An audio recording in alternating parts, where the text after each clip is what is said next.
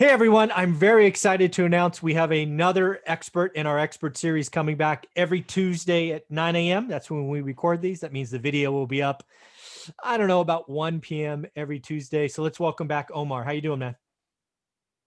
Pretty good, Michael. How are you? I'm doing well. Why don't you just give a quick introduction to who you are? We'll do this the last time and then we'll roll in future videos. But who is Omar? Where you at? All that good stuff. Perfect. My name's Omar Alfaro. I'm a broker, investor, hold a lot of real estate in my portfolio. Been doing the business for 17, 18 years. Know the market, and I'm in my market. I'm in Southern California, which is the high desert. If you guys are familiar with it, it's Apple Valley, Victorville, Hesperia, Thielen, Oak Hills, Big Bear, that surrounding area. So been doing real estate a while. Very, very cool, Omar. You and I are the same, man. We've been doing this. I'll just round it to 20 years. We're both in similar Cool. markets, right? You're high desert. I'm Central Valley. Pretty similar. Yep. And I just love what we're going to talk about today. And first, it's early October, right? Which just means you close September, right? You close We did. Q3. So why don't you give a taste for what happened in September? And if you can, give us a taste on Q3. What was it like in the high desert for your brokerage?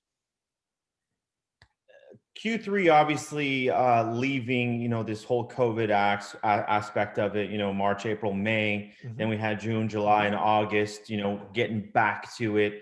And there's a lot of people out there that obviously didn't get back to it right away because of everything stopped. Zoom meetings are still barely starting to happen. Some sellers wanted just to meet that way. But all in all, that last quarter was phenomenal. Most importantly, September was, because interest rates still super low across the board. Inventory is super low, and the demand for homes and property and everything is super high. So, it's establishing yourself in your market and understanding that you have to bring more value to sellers, create the inventory. And this is one thing: when you create the inventory in any market, you're going to do okay, because inventory is needed for people to buy. And our September was awesome. We have a small team of 7, 8 people, 9 people, or 9 agents, and they just literally call them ninjas, because we formulate, we make sure that we know our scripts, and better yet, just understanding that we have to help more people. And this is probably why we had a really, really great September. I think we ended up doing, I think it was like 25 or 26 sales, 19 or 20 closings, and I think 29 or 30 listings taken as a team. So that was pretty awesome. It was a good time. I'm super excited for Q4 Yeah. because it's the setup for 2021. Yeah, we're going to get all into that because you run a real estate business, right? A brokerage is a business. You feed a lot of mouths. But before we get there, and that's going to be probably the meat of the conversation, I want to go back to you and I, the investors, Okay. because I just want to see if the high desert's like Fresno. I have never seen, and I underscore, bold, italicize, never in my 20 years, a market like we are seeing today. Inventory is the lowest I've seen. The amount of craziness on any clean property, meaning it will pass FHA, is nutty. And as an investor who buys and adds units to his portfolio every year, I simply cannot compete in that market. And that is very different than whatever year you want to pick as the last peak, 06, 07. It was, Right. the last time it was probably nuttier because of the loose lending. I think prices were actually accelerating more last time, but the split between owners and investors was 65-35, maybe 70-30. Today, it's 90-10, and it might even be 95-5. Is it the same in the high desert? It's just wacky. It is insane. Literally anything that you have out there. As an investor, you want to buy things that are ugly, fix them up, make them FHA ready, and they're gone, because everyone wants an FHA ready home for their family. That's it. And there's Yeah. so many people. And now that people have actually made money, normal consumers, normal 9 to 5ers, everybody's, minimum wage is up across the board and they have an extra job. So now they're actually being able to go buy and not rent, and interest rates so low. So it's like, why rent when you can go buy? So they're going to be buying high, my opinion, because I'm not seeing it like you said, Michael, since 2006 this way. And I saw a little bit of it when I got licensed in 2002 or 2003. I was barely in it, understanding it, and now I'm seeing it. It's like, wow, we're at those numbers, and I think we might even be surpassed those numbers on some properties, anyways. Well, I think Yeah. prices are going to go up. I mean, again, I know the Central Valley. I did check out this math. So in 2006, rough and tough, median in Fresno was about 250 roughly. I just rounded it to a number that everybody can sit on.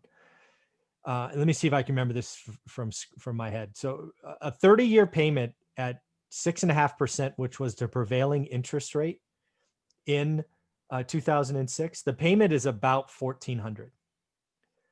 Today, Right. Sounds right. today at 2.5%, which some people are getting, you can borrow 400 grand.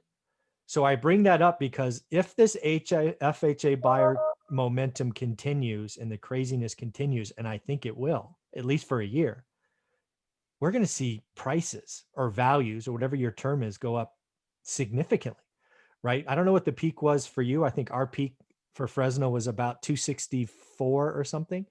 I mean, we could easily see 350, 380 and still be quote unquote cheaper than last time because of interest rates. And see, that's insane, Michael, because we were at about 280, 300K, our average, right? In 06. And that was like the median. Like, hey, if you can afford 250, 280, you're golden. And there was nothing on the market. Okay. Now, our median is $300,000, 305, 310 in our little market. And that's a lot when we don't have a lot of, jobs. We're only like 700,000 people combined with like 5 cities. So people are still commuting from down the hill, which is more metropolitan, 45 minutes south. They're driving north to buy houses because of how cheap they are. And that's what's driving everything up. And we're going to probably hit that 350 mark. We hit that 350 mark. And like you said last time, you said the affordability factor of the market, once it hits to that certain number, then it's like, hey, we're only our area, our margin is so small now for those people to buy, then we're at 12, 15, 18%. And that's when something's coming. The affordability index is the yellow or red flag. And I'm glad you went back and looked that up, because that is it for me. I know the Fresno market is close to the peak as in 06 or 07, but that's only on the value. On the payment, we're still way below. So I'm going to hold on to all my houses until the affordability index gets to 20. And if it does, because today it's at 50. I mean, I got a huge room. I'll sell every single house. Right, yeah, in Fresno, the affordability index in Fresno is 50. It might be 49, but 49 or 50. So I got a lot of room, man. A lot of room. That's awesome. That's pretty cool. So yeah, I think you're right. I think the markets are the same. If it's clean, FHA ready, an investor like you and I for cash flow can't play. It'll just get bid up. FHA buyers can frankly outbid us, and they will. But in the only place to make money today as an investor is to buy the junk, cash, hard money, whatever, fix it up to FHA conditions and sell it as fast as possible. That's the play today. As fast as possible.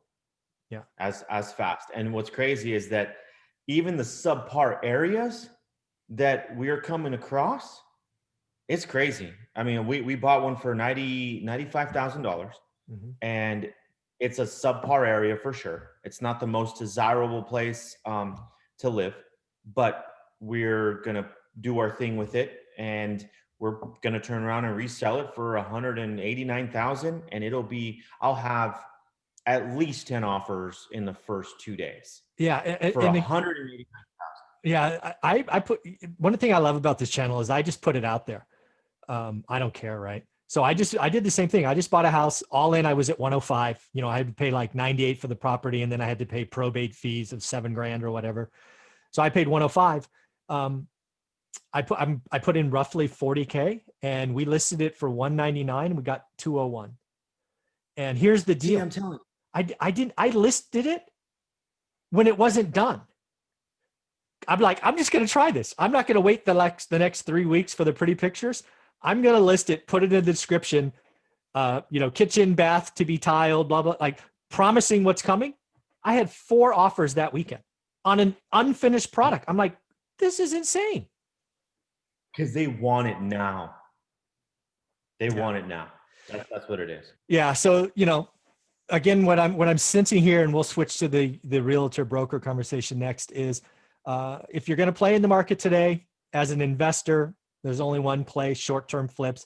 Don't be adding the master suite because the cities are really shut down and permitting is really slow. You don't want to be doing that. You're changing your colors and flooring, roofs, stuff like that. Don't change the footprint today. It's not worth it. And if you can play in the FHA space, go for it. Yeah, I said, just Mike, I was just adding to you. Just keep it simple. Yeah. Literally, you don't have to reinvent the wheel. Just, what would you want to look at when you walk in a home? Exactly. Nice flooring, nice paint, turnkey, less work for me, because people will deal with cabinets that aren't painted. People will deal with non-granite countertops. They want a place to live. They're coming from an apartment, or they're coming from renting. Now they have they hit the goal of home ownership. It's like, make it easy for them. Just here you go. Bam. Put out a good product. It helps right now that there's no inventory, but you still want to put like a stamp on something that you did, because now they know, like, hey, Omar has a nice property.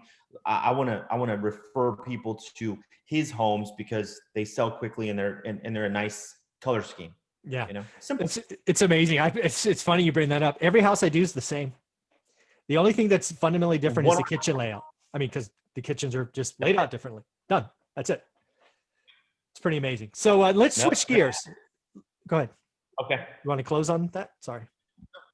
Yeah. So I was just going to say, when it's simple, you keep doing it.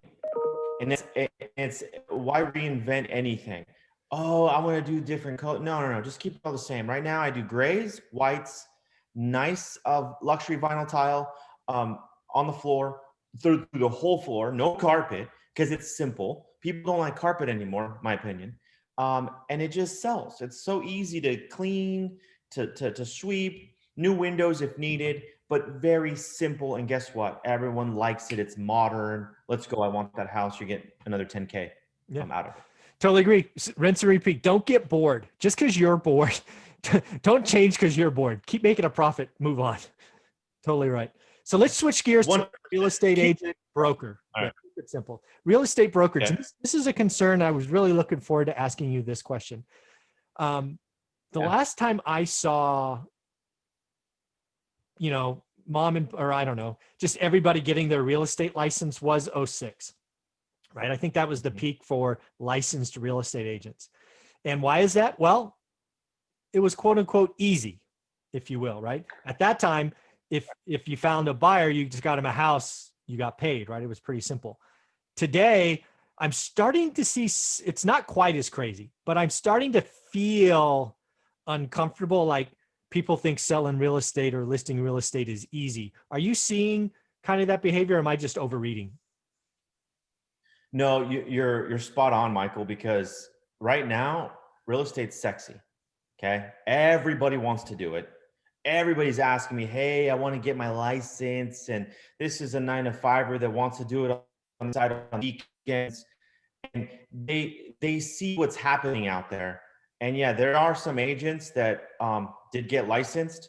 In my opinion, they probably shouldn't be licensed because they don't really know. And they're just riding the wave of making an extra 1 transaction a month. And if you even did the 1 transaction a month, you're doing phenomenal right now, especially 12 deals a year, $7,000-8,000 a transaction.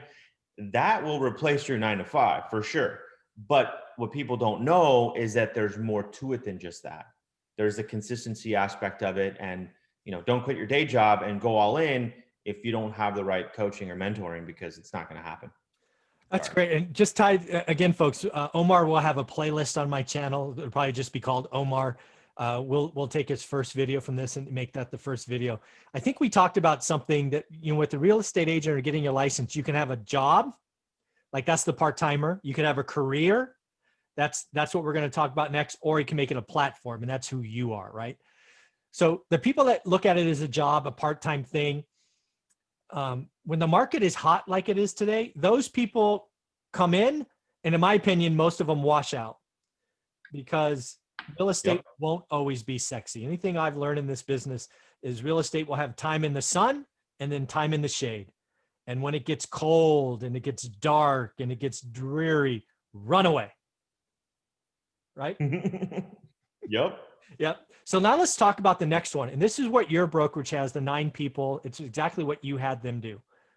When you are in the sun and you know what's working, you turn them loose and you're constantly monitoring it. What I heard you say is you have scripts and you're teaching them and you're having call campaigns, because what is happening today is there's no listings. So you are hunting listings.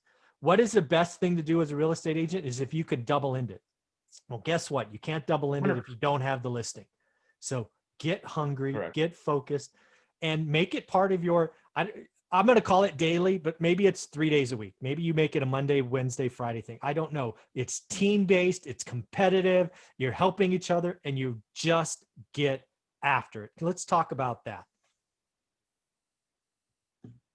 The aspect of understanding, what this market is right now. Like right now in a great market, you don't really need skills because it's overshadowed because of the amount of people that are buying and the lack of inventory. But the minute there's a change in the market, meaning inventory goes up, and how are you going to be able to sell that listing when there's abundance of it, when there's a ton of listings, not enough buyers? Well, this is where your skill set comes in, because obviously they always say that saying, you got to list to last. And it's so true, because if you control the inventory in any market, you're going to do well. That's one thing I am instilling teams, that we have to get so good with understanding sellers, finding their motivation, their when, where, and why, and take them through a process. Because we're the professionals, they're not. They think, and they have a friend or a brother or an uncle that's telling them what to do when they're not even in the business. But they listen to them and they just kind of put us to the side. But this happens when you can get better, expand your knowledge a little bit about how to speak to a seller. And that's something that I'm instilling in the team, and we're doing a better job consistently every month, because this will change.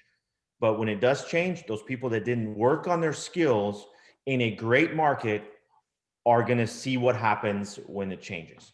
Trust me. Yeah, I'm going to tweak your vocabulary a little bit, because I've been in sales my whole life, right? I had a commission when I was 13 years old, right? A quota, which quota equals commission. You used the word seller there, and I actually want to tweak that, because I think it's an important thing. It's actually an owner. It starts as an owner that transitions to a seller. So where I wanted to make that distinction is, you are cold calling owners, right? And you're looking for motivation, when, where, and why, and all of that stuff. And somewhere along that communication track, they become sellers, right? I don't mean to split hairs, but I think that's an important distinction. But where I wanted to go with this is, how many contacts does it take of, one of your agents following up with an owner before they become a seller? Because I'm guessing an 8-1. No, it's not. It's not one. Let's talk about that. Majority, and I'll tell you this, majority of conversations that you have, there's a chart, and if I remember it correctly, I have it in my office, but most sales are done on the 7th to 11th touch. Okay. 7th or 11th touch, those 7, 8, 9, 10, 11 times you call that one person, you'll have a 70 to 80% chance of having that great conversation, converting, setting the appointment to even have the opportunity to help them from ownership to a seller.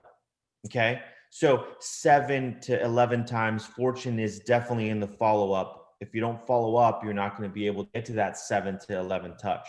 People quit after 1, after 2 touches, let alone 4 and 5. Forget about it. I mean, they don't even get to that point, but that's fine.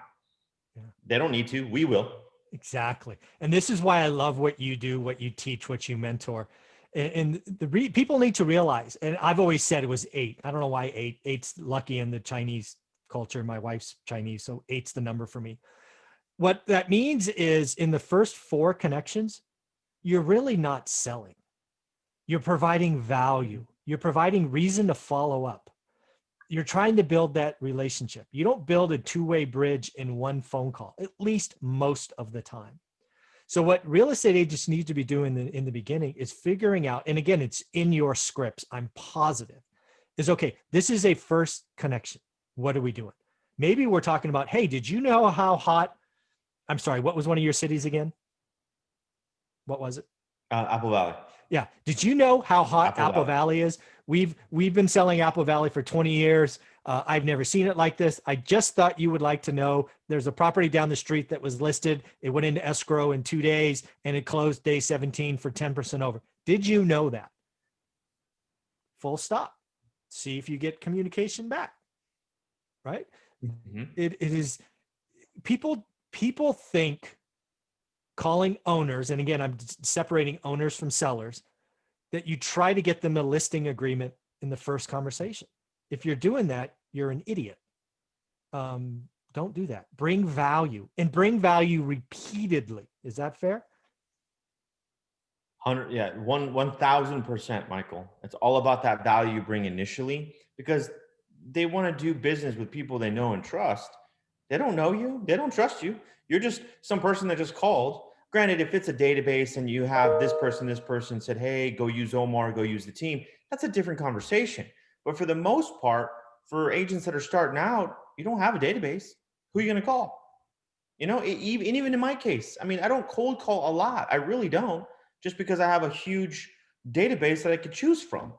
And people come reach out to me and say, hey, what's my house worth? Okay, great. This is what it's worth. Let me walk you through that process. Let me set the appointment and then take you from the ownership to a seller, because you want to own again in a different city or move up. No, so I like that. I'm going to keep using that now, Michael, from ownership to seller. Yeah, because that's where it all starts, right? I get calls all the time, and I'm not a seller. I'll be a seller when the affordability index goes to whatever, but I get cold called all the time. And I would say, oh shit, 90% of the phone calls are, hey, I saw you own property XYZ. I'm an out-of-town investor. I'd love to buy something. I mean, really? That's what this conversation's about? It's just the wrong way to do it. You need to realize they are owners. If you want me to say anything other than, depending on how rude you are, I will sometimes tell you to F off. I'll sometimes just hang up on you. Or if you're nice and polite, I'll say, hey, I'm not selling, blah, blah, blah. Please take me off your list. But you got to realize you're calling somebody who owns something. They're not a seller yet. So that's cool. It's real cool. Yeah. So what else is going on in the market? Again, you talked about the transactions. Again, if you don't know, an estimate is fine. What percentage of the transactions you did, I think it was 29 or something, or 19 closings. Let's talk about 19 closings in September. What percentage of those went over list price? If you don't know, just guess. Probably 85%. Oh, only 5%. Okay. 85. 85. That makes more sense. I'm like, whoa, 5%? 85. Yeah. 85. Yeah. And what was the most over that you saw? 50K. On a price point of? 350. Oh my God. That's 350. They offer 400. That's 11%. It's insane. Did it have something super sexy special about it? Location or a backyard or something amazing? Location, pool, green grass, 3-car garage, 2-story. It just did not. I just couldn't believe it. And there was 11 offers on that property. That's again, it was clean, obviously. Was it Clean. cash? No. Finance, conventional. They went 20K over the appraised value, up to 20K over the appraised value if it didn't come in. Because I knew it wasn't going to come in. Yeah. But the guy was just buying the acceptance. So he was just there to show that, hey, my client will do this, in hopes that it doesn't appraise, gets the contract. He's doing his thing for his buyer, obviously, to make it look that much better. I was the listing agent. Mm-hmm. And we got the appraisal back and it came in at 370, but I secured that 20K over. So they ended up paying 390 for it. Wow. And it's like 20K over, because I wanted, it's like, I'm going to put you on blast. It's like, you want to offer 400,000. Cool. Why don't you have your buyer come up at least 20K over the appraised value. And now we can play ball. Yeah. That makes total sense. See, genius. Because if you don't do that, then you sell it for 370. Exactly. And it's like, oh, they played the game just to get it accepted. And then now they look like heroes because it's, 30 grand less than what they initially offered. That's more agents should do that in this market. All right, buddy, you want to be the highest offer? That's crazy lunacy that won't appraise. How much you paying over the appraised value? Which means they have to bring that in. They brought in 20 grand. Yeah, and they're going conventional. So you see what they have in their bank account. Yeah. You can make that distinction or that conversation with the seller. And we can go from there. That's so smart. But here's the beauty of that. That now is a comp for the market at 390. Yes, it is. I just got this neighbor of yours 390. Do you want to be next? Exactly. Do you want to secure your equity now? It's up to you. Or do you want to wait to see what happens next year and interest rate goes up and you lose 30 grand? It's up to you, Mr. Seller or Mr. Owner. Yeah, exactly. Because I'm going back to our conversation. You're calling every owner around that 3-4 block area, I don't know the neighborhood, and going, hey, did you know we just set the record comp? Let's go. And oh, by the way, we did that. So work with us. Exactly. Cool. It's really cool. That is pretty cool. So what are you seeing in Q4? Just more of the same? What is the hope for listings to increase? Do you see anything at this point where listings are going to increase, or is it still very low inventory? You know what? It's kind of weird. It's still low inventory though, Michael, but I have a feeling that the people that were thinking about selling their property might wait after the election. They might see what's going to happen. I mean, because most owners, I don't want to say they get completely greedy, but they do. Oh yeah. They want to see if they can get another 10K, another 15,000, and they forget that we're going into winter. Winter is always a lot slower. Yeah. It's like you need to do it now so we can take advantage before we get to November. So I'm thinking there's going to be a push here in October, and myself, like I'm going to be making all those calls to where I go get 10, 12 listings this month. At least that's the goal. So I could have that inventory going into November and December. And I think this next quarter, if anyone plays it correctly, this is something where it's going to set you up for 2021, regardless of where the market's at. Do work right now, and you'll have that Q1 of 2021 with 10, 15 in the pipeline, or 5 or 4, whatever your number is. But it's all based in these next 3 months. Yeah, this is so important for folks to realize. Again, I've had a quota since I was 13. Q4 is always a special time. When I was in retail, it was because of Black Friday and Christmas and all of that stuff. But Q4 is when you make your money. And in real estate, it's so true. You really are, if you want to have a record-breaking 2021, you're only going to do that if you work in Q4. You don't have record 2021 starting in January. That's not how it works. No, not at all. Nope. Because it's funny. Everybody removes themselves from the gas pedal. They let it go. They think that cruise control is still there, but it's not. It's, there's a malfunction in there in your steering wheel. Yeah. People just think it's going to no, like, you want to coast? Cool, coast. But every single Q4, I've ramped up. I've spent more money. I did more marketing. I did everything just to get that momentum going. And then boom, like last year, I closed 12 or 13 in January of this last in 2020, which was a phenomenal start, obviously, for 2021. And I'm trying to tell everyone, this is where your 2021 is made right now in the next 3 months, period. I Have a great Christmas by default. I couldn't agree more. 1000%. Here's the deal. I've been in this game a long time. I'm not a realtor, not a broker, but I know enough of them. I would say 60% of licensed real estate agents say something like the following: I'm going to take December off to recharge. I'm going to go spend some time with my family because I've worked so hard in the summer, blah, blah, blah, blah, blah. And they got nothing in January. They're starving. It's just, I don't know. I mean, how many times do you need to run the same play to realize that that's a stupid idea? You know, I'll add to this, Michael. We all know it. Come January, everybody has their New Year's resolution, right? Okay, and I'm starting to work out. I gained all this weight the last 3 months because of Halloween, Thanksgiving, Christmas. Okay, then I'm going to start hard in January because I want to, take care of my body. Well, why wouldn't you do it in October? So then when you're in January, you're already that much more ahead. Doesn't make sense. Yeah, it doesn't make sense. It doesn't make sense, man. Oh, dude, Omar, I'm going to love this weekly series. This has been so much fun. We talked about the market, where to make money, the difference between owners and sellers. We talked about setting up if you want to set up 2021, the work starts now, whether you're an investor, agent, or a broker. Yep. Cool, man. Well, enjoy your time. Take care of yourself. I appreciate you. All right.